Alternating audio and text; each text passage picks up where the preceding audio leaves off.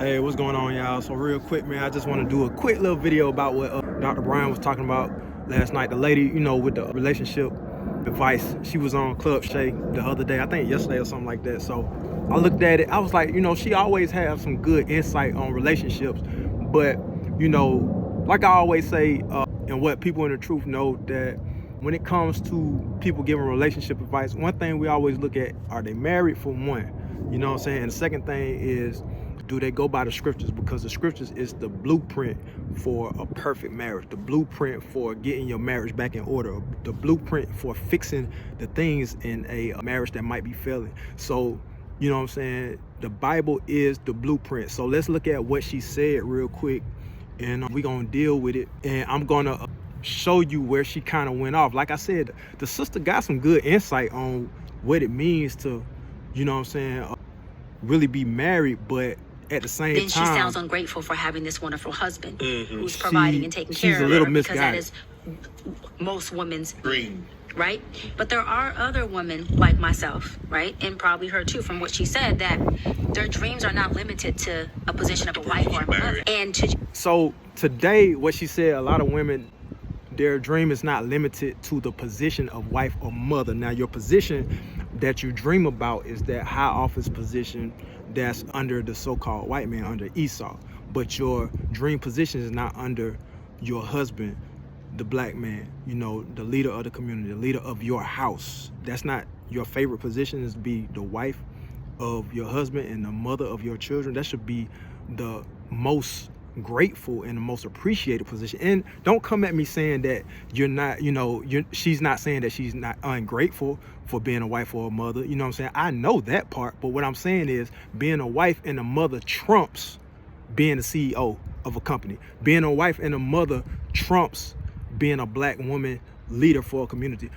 Being a wife and a mother trumps any position that you can hold, any title of this world. You see what I'm saying? Because it's a divine order. Nothing beats the divine.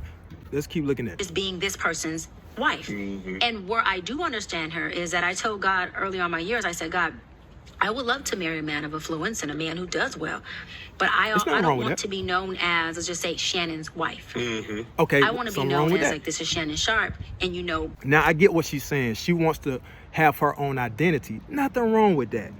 But the problem is, if you say, I don't want to be known as this brother's wife, that's the issue. Now, you can rephrase it and say, I don't want to just be known as this brother's wife, but you want to be known as your husband's wife.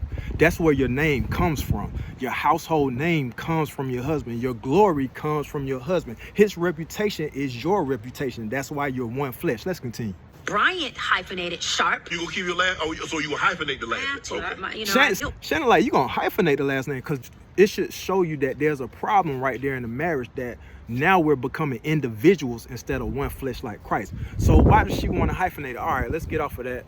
Let's start with this hyphenation thing. See where that came from, because I always wonder in my mind, why do women hyphenate their last name if they, traditionally they take on their husband's last name? Let's see what the root spirit or the root mindset is behind that. So let's look up the history of hyphenated last names for women, because you sisters got to understand where this spirit comes from. So I'm going to type in, what's the history of women hyphenating their last name? Let's see what pops up. The history of women hyphenating names emerged from challenging patriarchal traditions where wives adopted husbands' names. Earlier in the search, I saw that it derived from, like, British tradition to hyphenate a woman's last name, because, and here's the sense, I'm gonna get a sense, I'm gonna be on the woman's side for a second. At first, it started off as a patriarchal distinction between my father has given me wealth, and my father's wealth is now joining with my husband's side of the family's wealth.